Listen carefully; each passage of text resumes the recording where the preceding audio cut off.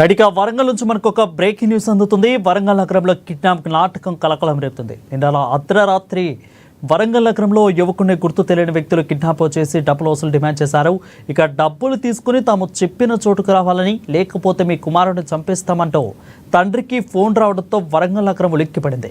పోలీసులు రంగంలోకి దిగి సీసీ కెమెరాలు పరిశీలించి యువకుడు ఉన్న ప్రదేశాన్ని గుర్తించారు. ఇద్దరు యువకులను అదుపులోకి తీసుకోక అందులో ఒకరు కిడ్నాప్ అయిన యువకుడిగా పోలీసులు గుర్తించారు.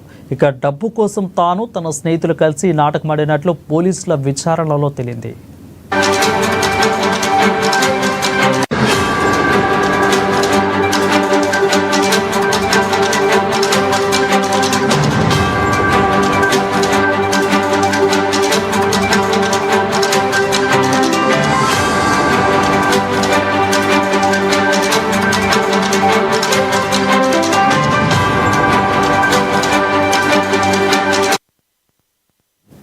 రెడీగా వరంగల్ నగరంలో కిడ్నాప్ నాటకం కలకలం రేపింది. నిన్న రాత్రి వరంగల్లో నగరంలో యువకుడిని గుర్తు తెలియని వ్యక్తులు కిడ్నాప్ చేసి డబ్బులు డిమాండ్ చేశారని, డబ్బులు తీసుకుని తాము చెప్పిన చోటుకి రావాలని, లేకపోతే మీ కుమారుడిని చంపిస్తామంటూ తండ్రికి ఫోన్ రావడంతో వరంగల్ నగరం ఒక్కసారి గొలిక్కిపడింది. దీనిపై ఎవరైతే సమాచారం అందించేందుకు మా ప్రతినిధి మనీష్ ఫోన్లో సిద్ధంగా ఉన్నారు.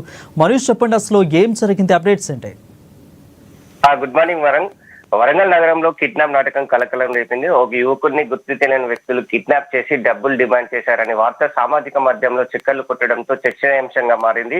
అయితే ప్రాథమికంగా తెలుస్తున్న సమాచారం ప్రకారంగా చూసుకుంటే నగరానికి చెందిన వ్యాపారి అశోక్ పోచం మైదాన్ సమీపంలో తన కుమారుడు అజిత్ సోనిని గుర్తు తెలియని వ్యక్తులు కిడ్నాప్ చేశారని సోమవారం సాయంత్రం కాలంలో మట్టెవడ పోలీసులకు ఫిర్యాదు చేశారు. దీంతో రంగంలోకి దిగిన పోలీసులు పోచం మైదాన్లోని సీసీ కెమెరాలు అయితే పరిశీలించాడు. అక్కడ ఎలాంటి ఆధారాలు అయితే పోలీసులకు దొరకలేదు. కొద్ది సమయం అనంతరం గుర్తు తెలియని నెంబర్ నుంచి తండ్రికి ఫోన్ కాల్ వచ్చింది. రూపాయలు 10 లక్షలు తీసుకొని మేము చెప్పిన ప్రాంతానికి రావాలి, లేకపోతే నీ కొడుకుని చంపేస్తామంటూ యువకుని తండ్రికి కిడ్నాపర్ నుంచి ఫోన్ వచ్చింది. దీంతో ఒక్కసారిగా వరంగల్ ఉలిక్కి పడింది. కొద్దిసేపు వరంగల్లో ఉద్రిక్త వాతావరణం నెలకొంది. దీంతో పోలీసులు తండ్రికి వచ్చిన కిడ్నాపర్ ఫోన్ కాల్ డాటా ఆధారంగా పోలీసులు దర్యాప్తు వేగవంతం చేశారు. సాంకేతిక పరిజ్ఞానంతో పోలీసులు ప్రాంతాన్ని అయితే గుర్తుపట్టారు. హన్మకొండ శివార్లో కిడ్నాపర్ ఉన్నట్లు గుర్తించి ఇద్దరు యువకులను అయితే పోలీసులు అదుపులోకి తీసుకున్నారు. అనంతరం వరంగల్ ఏఎస్పీ శివం ప్రకాష్ ఎదుట హాజరుపరిచారు. అయితే ఆ ఇద్దరు యువకుల్లో ఫిర్యాదు చేసిన అశోక్ కుమార్ అజిత్ సోని ఉన్నట్టు తెలిసింది. డబ్బు కోసం అజిత్ సోని తన స్నేహితుతో కలిసి కిడ్నాప్ నాటకం ఆడినట్లు పోలీసులు ప్రాథమికంగా గుర్తించారు. అయితే బెట్టింగ్ యాప్లో డబ్బులు పోగొట్టుకుని అప్పులు పాలై తండ్రి నుంచి ఎలాగైనా నగదు లాగాలని కిడ్నాప్ ఆడినట్టు తెలుస్తుంది. కిడ్నాప్ నాటకం ఆడిన యువకులను పోలీసులు కౌన్సిలింగ్ ఇస్తున్నారు. ఈ వ్యవహారానికి సంబంధించి అధికారికంగా పోలీసులు వివరాలు వెల్లడించాల్సి ఉంది వరుణ్. అయితే బెట్టింగ్ యాప్లకు యువత దూరంగా ఉండాలని, బెట్టింగ్ లకు ఆడి అనేక మంది ఇప్పటికే ప్రాణాలు కోల్పోయిన నేపథ్యం కూడా కనిపిస్తుంది.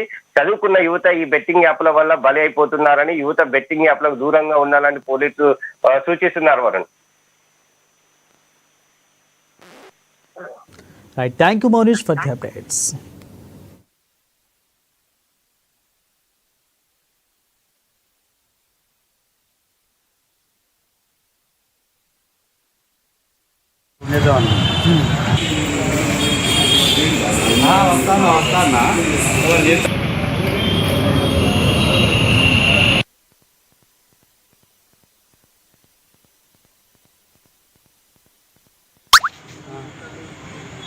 ఏమని అంటే తెలుసు కదా, ఏం చెప్తాను.